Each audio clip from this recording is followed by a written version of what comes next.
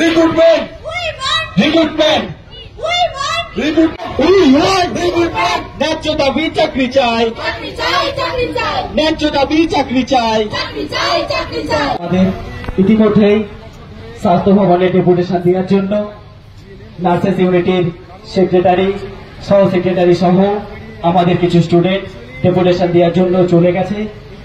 নিয়োগের দাবিতে এবার ধর্মতলায় নার্সদের অবস্থান বিক্ষোভ। অভিযোগ, প্রায় 2 বছরেরও বেশি সময় ধরে নিয়োগ বন্ধ, অথচ 20,000-এর বেশি প্রশিক্ষিত নার্স পাশ করে নিয়োগের অপেক্ষায় রয়েছেন।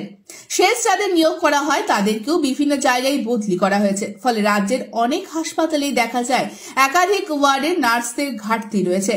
স্বাভাবিকভাবেই এমন পরিস্থিতিতে অসুবিধায় পড়তে হয় সব পক্ষকেই। এই সমস্যা থেকে সমাধান পাওয়ার একটাই রাস্তা, সেটা হলো নার্সদের নিয়োগ, যা থমকে রয়েছে।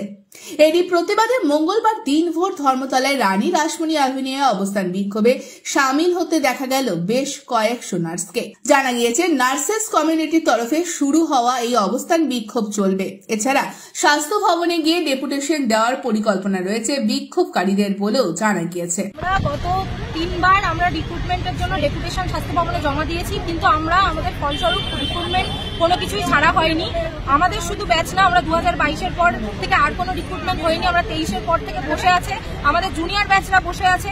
জুনিয়র ব্যাচরা প্রাইভেট হসপিটালে গিয়ে যখন সিভি দেওয়া হচ্ছে সেখানে নেই, তাদেরকে নিচ্ছে না, কারণ অলরেডি সেখানে বাইরে থেকে অনেক নার্সিং পড়ুয়ারা চলে এসছে, যার জন্য আমাদের রিক্রুটমেন্টের নিয়ে এত সমস্যা। এবং টার্সিয়ারি, বিশেষ করে গ্রামীণ হাসপাতালগুলোতে আমরা দেখতে পাচ্ছি যেখানে স্টাফ সংখ্যা অনেক বেশি পরিমাণে দরকার, সেখানে সেইভাবে পরিষেবা আমরা দিতে পারছি না।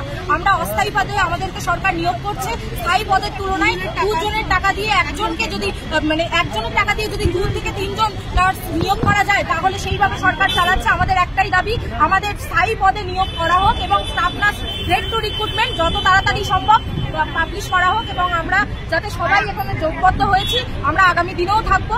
আমাদের এই আন্দোলন চলবে। ব্যুরো রিপোর্ট, আজ বাংলা।